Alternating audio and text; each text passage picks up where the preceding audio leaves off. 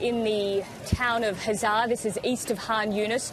We are about as far east of this town as you can get. This was an area that suffered heavy bombardment over a few days. And just to show you how close it is to the Israeli border, our cameraman's going to try and zoom behind.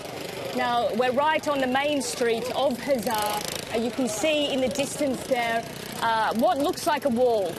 Now, that isn't the Israeli-Gaza border. Beyond that is the Israeli-Gaza border. It's an area called the buffer zone. It's Palestinian land that Israel controls, even under normal conditions. But during the fighting, Israel moved from the border into this buffer zone area, and from there they entered into Khuzaa. You can see the destruction here. This is the first time we've been able to get this far inside Khuzaa.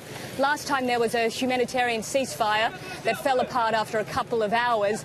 People came into this area and then shelling started again, so people really had to leave very quickly.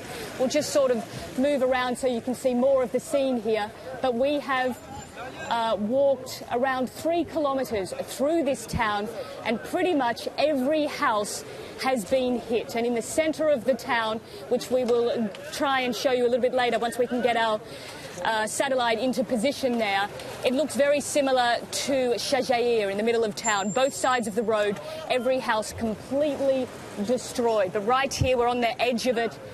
And, I mean, you can see the damage from very heavy fighting. As we were driving through town, we could see where the Israeli tanks had positioned themselves, where bulldozers had dug in to give them a sort of higher position, and from there they had fired into Khuzaa. The smell of death here is still very strong. Obviously, there's still many bodies that have to be taken out of here by ambulance crews, and around 20,000 people normally live here, but you know, now the town has just been devastated. People are walking through, taking a few possessions. I don't know whether many people will come back here to live for quite some time, because there's really very little left standing. Yeah, I was going to say, Nicole, the destruction looks so complete, and we can see people moving around there. What are they doing? What are they saying to you? Are they in a state of shock? Some of the people had already been into this area, maybe not this far, but during the last ceasefire, so people aren't surprised necessarily by the damage. You know, they knew that they were coming into houses destroyed. I mean, that's sort of been no secret for the last week or so.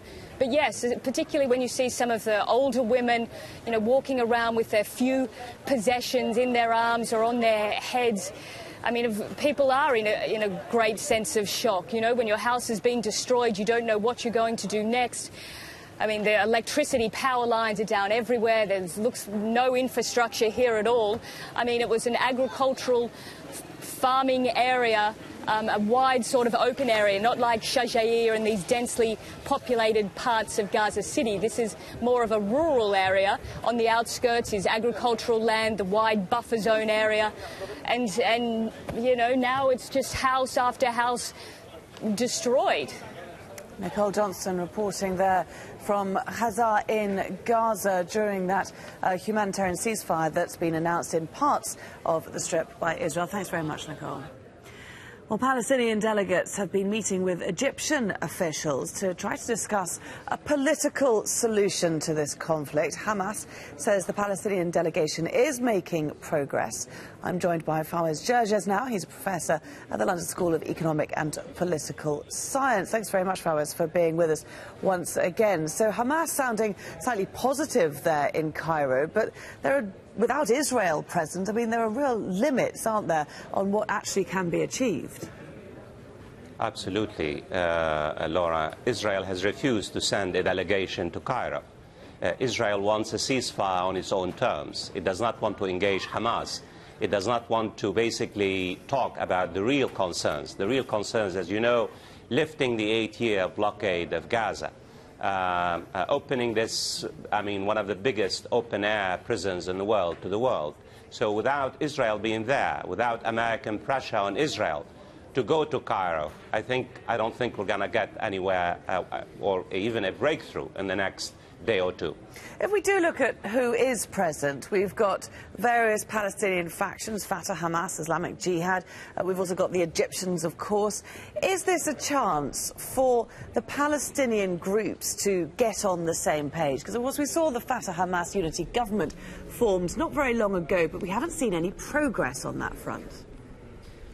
Laura, this is the most important point, the most important question. It's not about the Palestinians and Israel. Israel does not want to basically engage the Palestinians. Seriously, it has not. We know what has happened in the last 1 year when the Americans basically tried to bring about a settlement between the president of the Palestinian Authority, Abbas, and the Israelis. I think what we're witnessing today is a real effort on the part of the Palestinians to put their house in order, to deepen reconciliation. I think what we are witnessing, what Israel has done, for your own viewers, is to really bring about a realignment of public opinion within Palestine itself.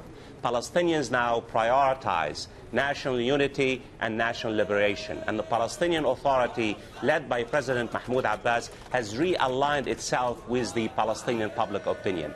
To its credit, the Palestinian Authority has sent a joint delegation, a delegation that represents the PLO, the Islamic Jihad and Hamas, and they have one unified, basically, set of concerns. I don't call them demands, because concerns, lifting the blockade of Gaza is not a demand, it's a humanitarian concern. Basically, allowing Palestinian fishermen to fish in Gaza is not a demand. So what you're saying, really, what we are seeing, the beginning on the part of the Palestinian community as a whole, Hamas, Fatah, the Islamic Jihad, to put their house in order, to rebuild the bridges between Gaza and the occupied Palestinian territories of East Jerusalem and the West Bank. And this is the most important development. And I think regardless of what we see in the next few days in Cairo, we are seeing the beginning of basically Palestinian reconciliation between, in particular, Fatah and Hamas. OK, very interesting indeed. Fawaz Georges joining us there from London. Thanks very much.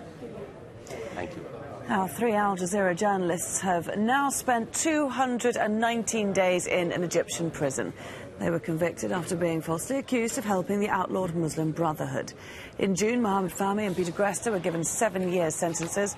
Baha Mohammed got an extra 3 years. Peter and Baha have said that they plan to appeal against their convictions. Al Jazeera continues to demand their release. Hundreds of Egyptians who've been trying to flee strife-torn Libya are